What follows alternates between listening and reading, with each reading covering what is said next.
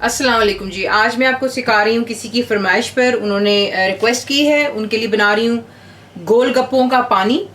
गोलगप्पे आप देख चुके हैं, इमली की चटनी खट्टी मीठी आप मेरी चेक कर चुके हैं, उसे भी आप इस्तेमाल कर सकते हैं एज ए सब्सिट्यूट। आप उसे जितना आपको चाहिए आप निकालें, थोड़ा पानी उसमें और डालें, पतला कर लें और वो बन जाती है। लेकिन ये ज़रा थोड़ी सी डिफरेंट होगी क्योंकि इसमें हम थोड़ा सा स्पाइसेस का और इस्तेमाल कर रहे हैं। चीज़ें आपको दिखा देती हूँ। आपको चाहिए होगी यहाँ पर इमली, दैट्स टेमरिन। सिंपली आपको चाहिए होगी अबाउट 50 ग्राम्स कर लें, या हाथ से तोड़कर अबाउट 4 से 5 इंच का टुकड़ा इमली का आप ले लेंगे। मिंट आपको चाहिए होगा।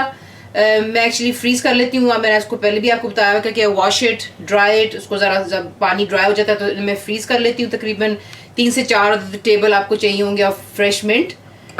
शुगर आपको चाहिए होगी about 2 table spoon. Salt 1 teaspoon. Coriander powder यानी कि धनिया पाउडर आपको चाहिए होगा 1 टीस्पून।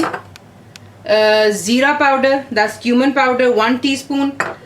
ब्लैक पेपर आपको चाहिए होगा 1/4 टीस्पून। और अब मैं आपको दिखाती हूँ कि हमने इसको बनाना है। सिंपली आप क्या करेंगे, एक बोल लीजिए, उसमें इमली डाल लें और please make sure you wash your hands. I have already done mine.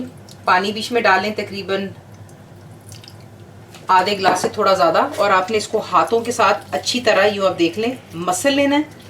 और इसको यूँ मिक्स कर लेने के बाद इसे आप कवर कर कर रख दें फॉर एटलीस्ट 20-25 मिनट्स दे दें, ताकि अच्छी तरह जितना भी पल्प है इमली का वो पानी में आ जाता है।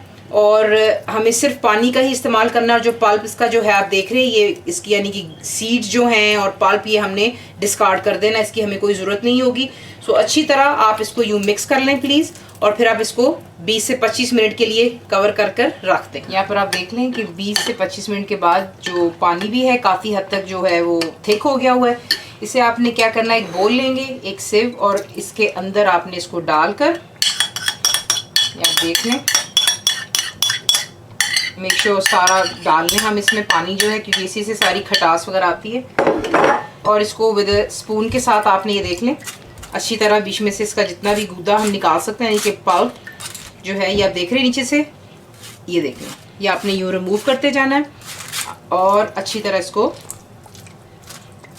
आपने सिव में से थ्रू कर कर इसकी जो ये गिठली है आपने सारी फेंक देनी है। ये हमें जो सीड्स हैं इनकी ज़रूरत नहीं है, और ना ही पल्प की। और नेक्स्ट मैं आपको दिखाती हूँ हमने क्या करना है। अब आपको यहाँ पर एक ब्लेंडर की ज़रूरत है। इसमें आप पहले जो हमने इमली का पानी से ये गाढ़ा सा इसका जो पल्प निकाला है आपने ये इसमें ऐड कर लेना है।